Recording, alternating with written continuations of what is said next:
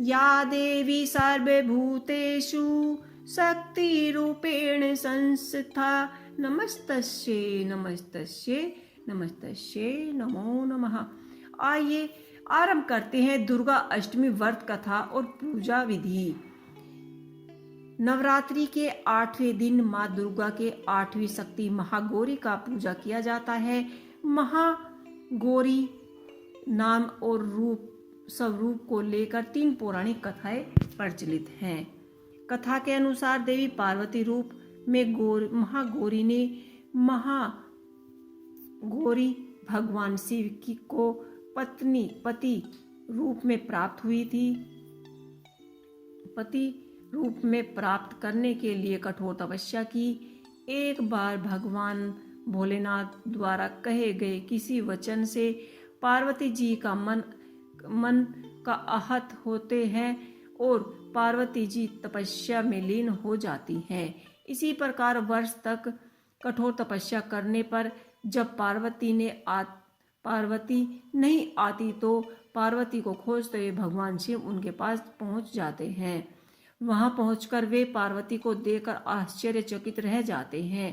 पार्वती जी का रंग अत्यंत ओजपूर्ण होता है।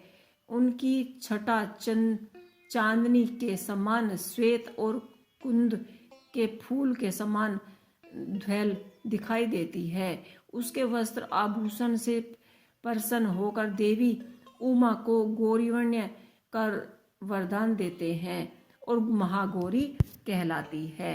दुर्गा अष्टमी तिथि परम कल्याणकारी, पवित्र, सुख देने वाली और धर्म की वृद्धि करने वाली है।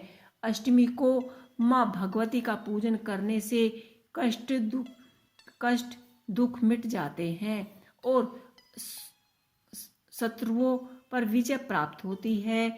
माँ की शास्त्रीय पद्धति से पूजा करने वाले रोगियों से मुक्त होकर धन वैदिक वैभव से संपन्न होते हैं।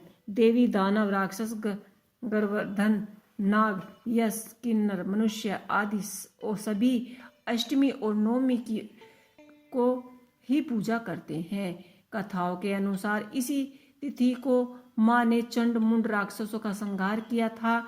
महाअष्टमी के दिन माता गौरी की पूजा की थी। महाअष्टमी के दिन स्नान के बाद माँ दुर्गा का पूजन किया था। महाअष्टमी के दिन माँ दुर्गा के 9 रूपों की पूजा होती है, इसलिए इस दिन मिट्टी के 9 कलश रखे जाते हैं और देवी दुर्गा के 9 रूपों का ध्यान कर उनका आह्वान किया जाता है।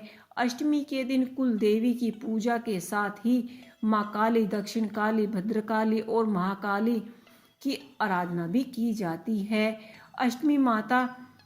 अष्टमी माता को नारियल का भोग लगाया जाता है, लेकिन इस दिन नारियल खाना निषेध है क्योंकि इसके खाने से बुद्धि का नाश होता है। माता महागौरी अन्नपूर्णा रूप है। इस दिन माता अन्नपूर्णा की पूजा की जाती है, इसलिए अष्टमी के दिन कन्या भोज और ब्राह्मणों का भोज कराया जाता है। खीर, मालपुआ, मीठा हलवा, पूर्ण पोहा, केला, नारियल, मिष्ठान, घेवर, घी, शहद और तिल और गुड़ माता को अर्पित किए जाते हैं। यदि अष्टमी को पारण कर रहे हैं तो विविध प्रकार से महागौरी का पूजन कर भजन कीर्तन नृत्य उत्सव मनाया जाता है। विधिवत प्रकार से पूजा हवन कर 9 कन्याओं को भोजन खिलाया जाता है और हलवा आदि प्रसाद का वितरित किया जाता है। तो ये थी अष्टमी और नवमी की व्रत कथा। आपको कैसी लगी मुझे कमेंट बॉक्स में लिख के अवश्य ही बताइएगा। जय माता दी।